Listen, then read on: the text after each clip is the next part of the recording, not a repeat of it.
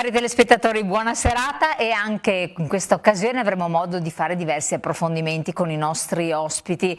Spazieremo in vari ambiti, cercheremo di soddisfare anche alcune vostre curiosità che ci avete espresso con le vostre richieste, le vostre email, e quindi continuate a scriverci, ma come sempre incominciamo con lo spazio dedicato alle persone anziane, ai pensionati, ma perché no anche ai pensionandi, con la striscia dello CGIL del Veneto. Vediamolo insieme.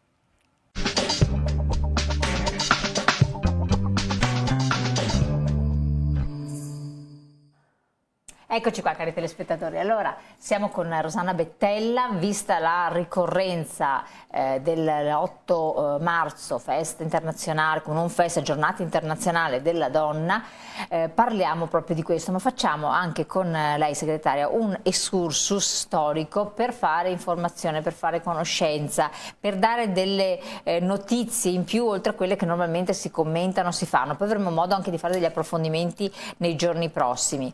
Allora, una giornata che per voi sindacato, lei in modo particolare qui rappresenta responsabile del coordinamento donne dello CGIL, rappresenta una somma di rivendicazioni, di lotte, di prese di posizione, di tante piccole cose che si sono fatte nel passato, che a volte, ne abbiamo parlato più volte, sembrano quasi vanificarsi attualmente, anche non per colpa delle nuove generazioni che non hanno nessuna colpa, ma per un andamento che non valorizza certe cose. Si perdono posizioni invece che guadagnarle, vero?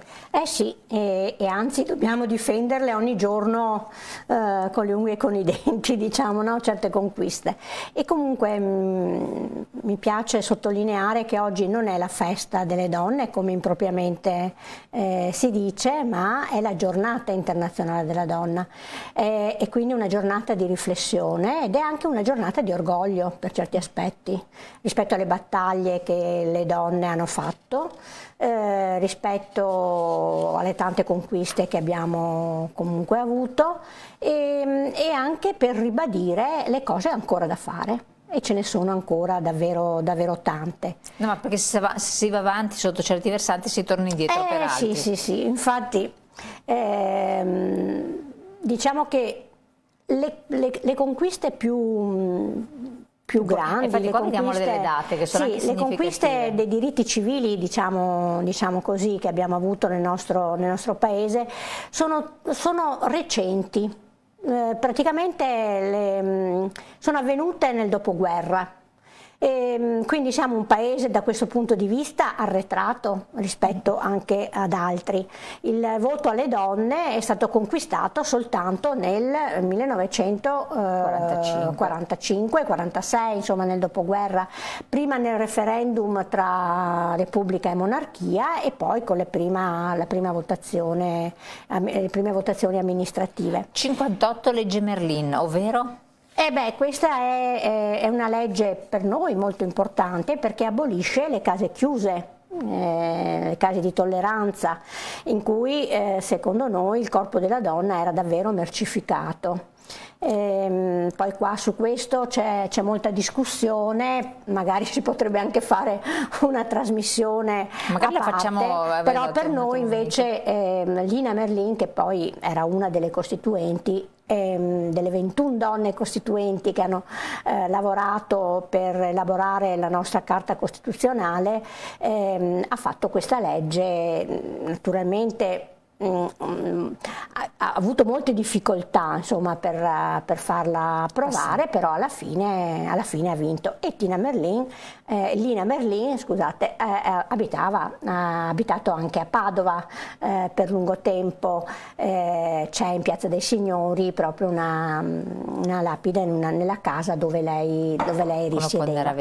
Quindi anche un orgoglio cittadino, insomma, in qualche 1968, l'adulterio delle donne non è più reato. Ecco, immaginarsi che solo nel 1968 l'adulterio fatto da una donna era considerato reato e non quello dell'uomo, ci dà la misura di quanto la donna fosse in potere del maschio, insomma, no? Dipendente in tutto e per tutto, e il maschio poteva su di lei far valere tutto il suo dominio, insomma. 1970, legge sul divorzio. Questa è una data per noi importantissima, davvero fondamentale, è una di quelle leggi basilari, no? E guarda caso poi queste leggi più importanti sono quasi tutte a ridosso degli anni 70. E infatti è il periodo caldissimo, è un periodo perché molto... nel 75, che poi forse anche addirittura più importante, nel 75, perché c'è la riforma del diritto di famiglia, sì, dove viene sancita la parità tra uomini e donne, perché poi tutto anche questo è importantissimo. Perché anche là, fino a quel momento, la donna dipendeva dall'uomo. Non c'era assolutamente parità fra i coniugi e fra l'uomo e la donna. Nel 78 abbiamo l'interruzione l'aborto, interruzione volontaria di gravidanza. Ed è la legge 194. La famosa legge, la legge 194. E là ci sono anche dei ritorni indietro in alcuni paesi, in alcune realtà. A ondate, no? A più riprese c'è un attacco sempre molto forte a questa legge, e noi diciamo dalle frange più oltranziste, più tradizionaliste della nostra società, e noi le rigettiamo, insomma, in pieno, e anzi ribadiamo con forza il diritto di libera scelta della donna, dell'autodeterminazione della donna, insomma, rispetto a una gravidanza indesiderata, che non significa, come vogliono far passare, che la donna ci prende gusto e insomma rimane incinta e poi tanto all'aborto. Assolutamente. Noi abbiamo visto che da quando c'è questa legge gli aborti di anno in anno sono calati. Parallelamente sono sorti anche i consultori familiari,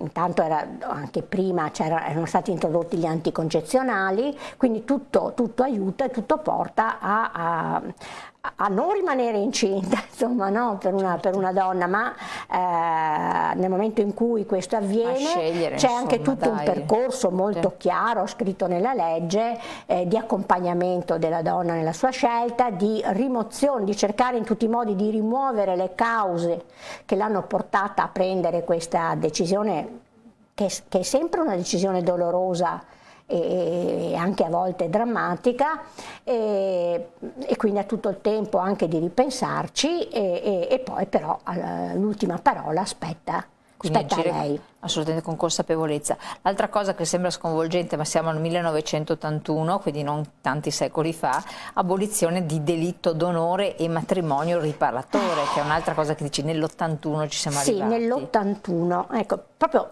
vanno sottolineate queste date per capire quanto vicine a noi sono, no? Quanto poco tempo è passato dalla loro promulgazione. Ecco, nell'81 abolizione del delitto d'onore e matrimonio riparatore. Diciamo che questa era una pratica maggiormente in uso nel sud, nell'Italia meridionale. E ne abbiamo viste parecchi in quegli anni, prima di quella legge. Abbiamo visto donne scappare, no? da questi matrimoni riparatori, donne che sono anche state uccise. Poi, dove c'è la famiglia che comunque aveva un ruolo importante. Sì, davvero.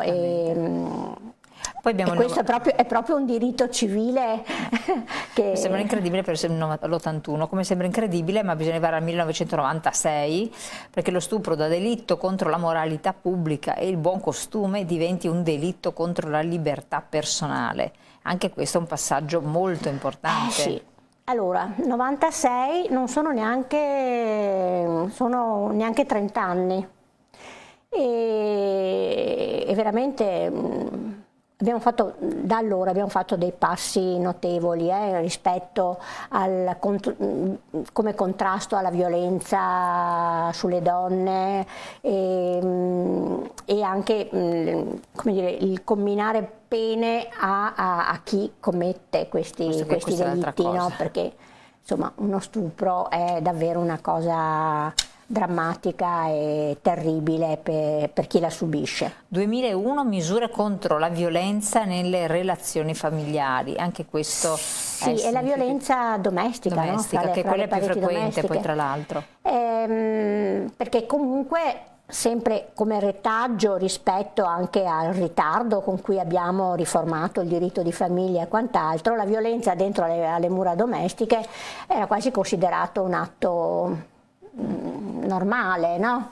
Il padre padrone che ha la potestà di picchiare, di anche colpire dal punto di vista psicologico, no? La donna, anche quindi la violenza in tutte le sue manifestazioni. E invece se parliamo di parità fra donna e uomo ci mancherebbe che la violenza nelle relazioni familiari fosse accettata. Assolutamente. Questi sono i diritti civili. Ci sono poi anche donne che sono riuscite con impegno, con perseveranza eccetera a raggiungere i vertici delle istituzioni, che non è cosa di poco conto e neanche data per scontata, perché ci hanno messo un impegno superiore ad altri, magari agli uomini. 1946 ben 21 donne elette nell'Assemblea Costituente su 506 componenti, quindi una cosa... Eppure queste 21 donne che vanno sempre ricordate, noi abbiamo fatto anche un fascicoletto sulle biografie, insomma, di queste 21 donne, appunto vanno sempre ricordate perché hanno fatto davvero le leggi più importanti.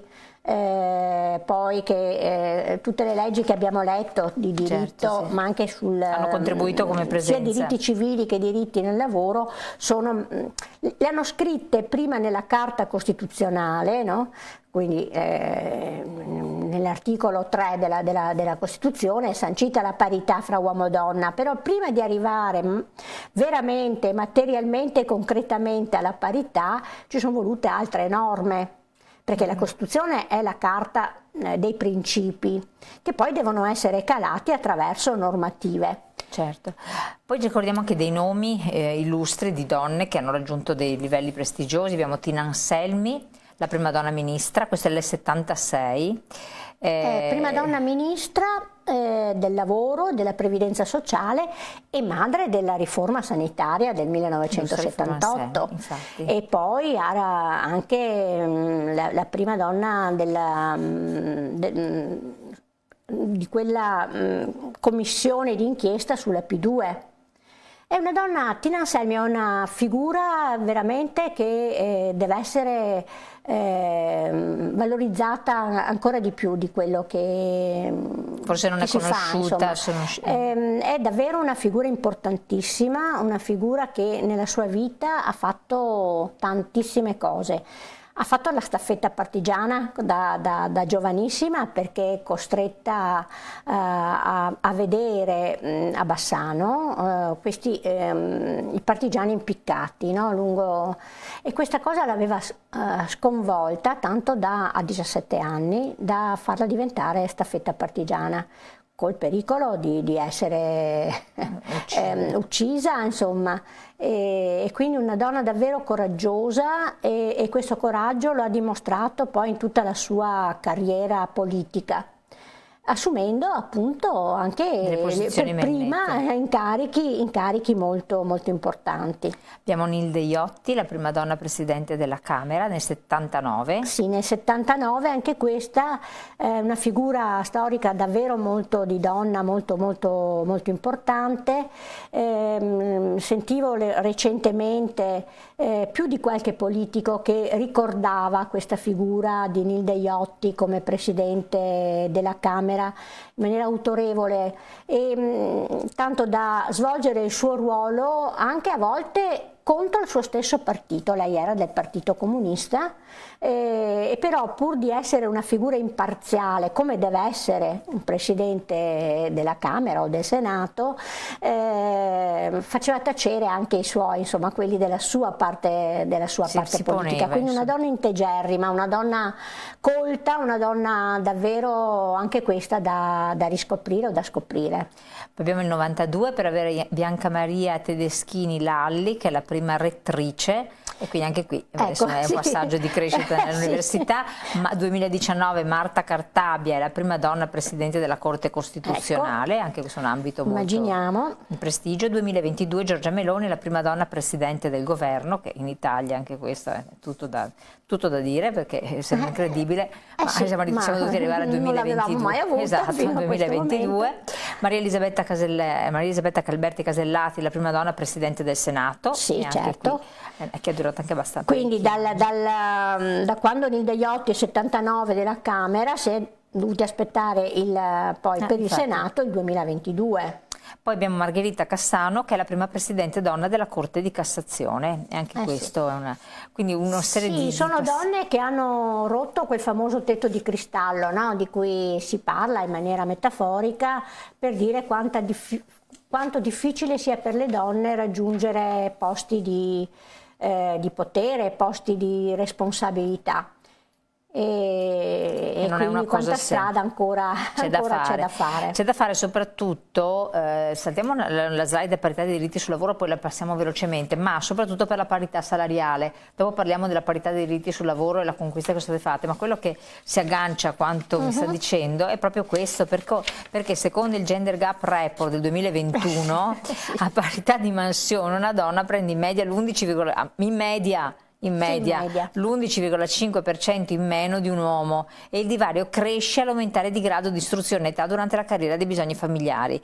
Questo divario, l'abbiamo sempre detto, ve l'avete ribadito, si riflette poi sulle pensioni, per cui diventa una cosa che si ripercuote sulle famiglie. Tant'è vero che in media le pensionate percepiscono 7.488 euro lordi in meno all'anno rispetto ai pensionati.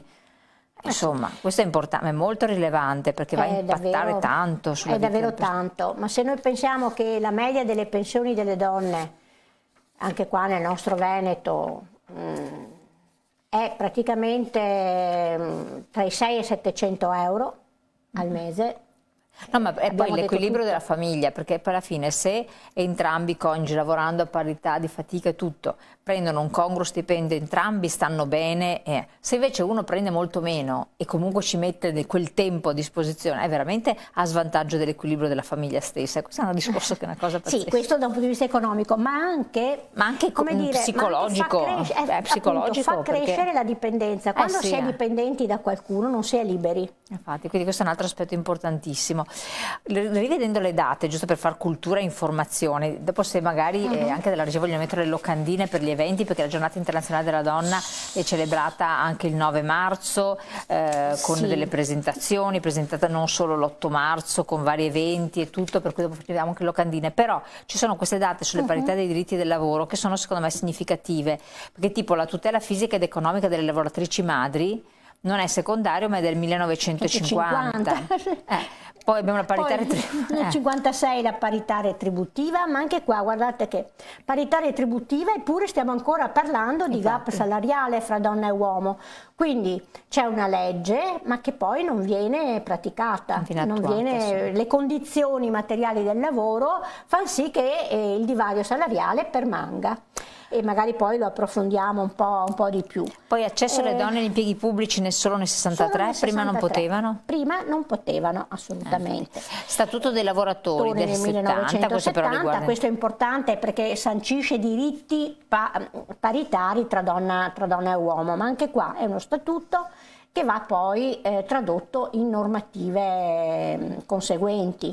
Poi l'istituzione di asili nido e tutela delle lavoratrici madri è del 71? Del 71. Allora, perché una donna possa lavorare c'è bisogno che ci sia qualcuno che badi ai figli, perché se no figli se ne fanno meno, oppure la donna decide di stare a casa e di non lavorare, quindi di non come dire, valorizzare anche magari il titolo di studio che ha conseguito, no?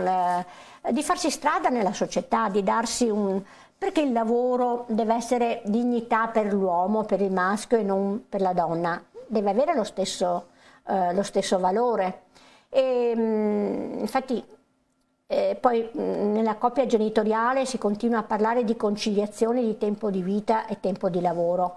Noi da un po' di tempo stiamo parlando di condivisione dei tempi di vita e tempi di lavoro, perché se siamo pari anche il lavoro di cura nella famiglia deve essere paritario, insomma, e diviso equamente fra donna e uomo.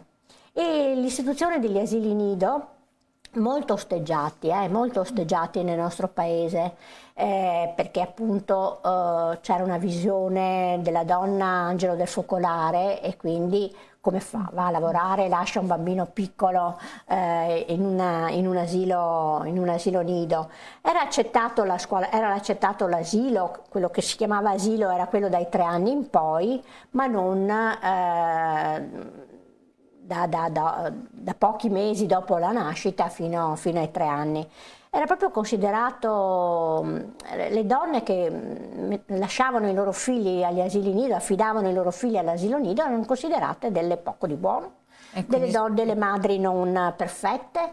Quindi è stato un momento, un passaggio anche culturale di non poco conto. Sì, e anche qua c'è ancora da fare un passaggio che non riusciamo ancora adesso a far diventare l'asilo nido un servizio collettivo. È ancora un servizio a domanda individuale. Cosa significa? Che non è obbligatorio o comunque non ci pensa lo Stato a pagare le spese di questo servizio importante. Ci vuole il contributo del privato. Ma devono essere le famiglie, mentre la scuola materna ha un costo limitatissimo, no? Assolutamente. Allora, adesso il tempo è venuto meno, però l'altra data importante, secondo me ce ne sono tante, le abbiamo viste prima, è l'84, l'istituzione della Commissione Pari Opportunità, che forse anche questo è un momento che sancisce. Ecco, anche questo è un momento clou, è importante, perché viene istituita la Commissione Pari Opportunità presso il Consiglio dei Ministri, che sovrintende e sancisce proprio alla declinazione della parità fra donna e uomo nel Paese, mettendo circolari, quindi un'istituzionalizzare delle norme, dei codici di comportamento, sia nella vita civile che nel mondo del lavoro soprattutto. Certo. Vediamo le slide, senza andare a commentare perché non abbiamo più tempo, però vediamo tutte le slide delle locandine che ci sono, perché sono tanti gli eventi, ce ne sono dall'8 marzo, di mercoledì, giovedì, venerdì, sabato, penso anche sabato 11 marzo, ce ne sono tanti a Vicenza, nelle varie città, insomma, noi avendo come categoria dei pensionati nello statuto proprio l'organismo del coordinamento donne, chiaramente in queste occasioni, soprattutto a marzo, in ogni territorio ci saranno iniziative, dibattiti, presentazioni di libri, film, discussioni. C'è anche un'esperienza che va avanti da anni, quella di andare per esempio nelle case di riposo a regalare la mimosa alle donne ospiti, perché la maggior parte, sappiamo, delle ospiti delle case di riposo sono donne, e quindi proprio un gesto di affetto, no? Rinfocolare relazioni che magari queste persone hanno perso. E questo è molto importante. Si sta facendo strada anche quello di andare proprio a raccontare, a parlare, a dialogare. E questo è importantissimo. Oltre al gesto di donare la mimosa, ma anche di stare là proprio a perdere del tempo, no? Ossia a dedicare del tempo, a offrire del tempo a queste donne in uno scambio di consigli, di esperienze, ed è davvero una bella cosa. Perfetto, noi siamo in chiusura, ricordiamo Libertà, che ce l'abbiamo qui, che è dedicato all'8 marzo, quindi ricordiamo la rivista, che è sempre molto interessante, che vale la pena anche di abbonarsi, arriva ogni mese e a costo di €1 a puntata. 15 euro all'anno. Comunque questo numero è speciale dell'8 marzo, è Donna, Vita, Libertà, e qua è bene che chiudiamo ricordando tutte le donne iraniane che sono davvero in questo momento colpite in maniera diretta da una dittatura molto feroce, in questo senso, che toglie loro qualsiasi libertà. Certo. E questo è il loro slogan, ma poi ci sono le donne afghane, le donne di tanti altri paesi, le donne che adesso in questa guerra in Ucraina, no, perdono i loro cari, le donne immigrate che si affidano ai barconi per arrivare da noi e che muoiono nel mare, come è successo l'altro giorno o hanno visto morire i loro figli. Ecco, noi dedichiamo questo 8 marzo a tutte queste donne che stanno vivendo un momento drammatico della loro esistenza. Rosanna Bettella, grazie mille veramente di questo momento di sensibilizzazione, di informazione, abbiamo fatto anche cultura, grazie a voi cari telespettatori di averci seguito e come sempre naturalmente intanto buon proseguimento per quanto riguarda Rosanna Bettella, buon proseguimento anche a voi, noi però ci rivediamo per le interviste dopo la pubblicità tra poco.